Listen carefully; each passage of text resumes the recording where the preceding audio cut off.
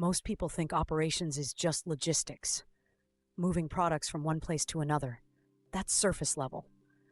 The real challenge is doing it faster, cheaper, and without mistakes. Because every delay costs money, every extra step wastes resources, and every wrong decision creates a chain reaction across the entire system. That's where operations analytics comes in. It's about using data to optimize how things actually run behind the scenes. Think about this in a simple way. Imagine a company delivering products across cities. If they choose the wrong routes, deliveries get delayed. If they stock too much inventory, money gets stuck. If they stock too little, they lose sales. So how do they balance all this? They analyze data, delivery times, demand patterns, traffic conditions, warehouse capacity, and use that to make smarter decisions. That's operations analytics, improving efficiency by understanding how the system behaves. This idea of optimizing operations isn't new.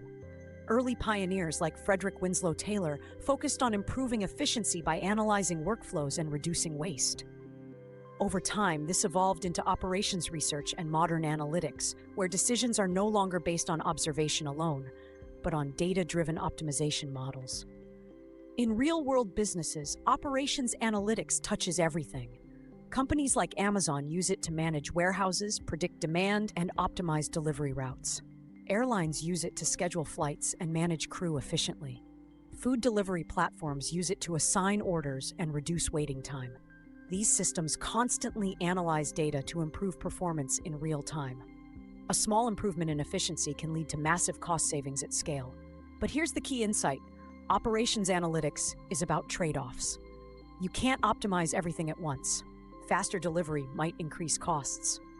Lower inventory might increase risk of stockouts.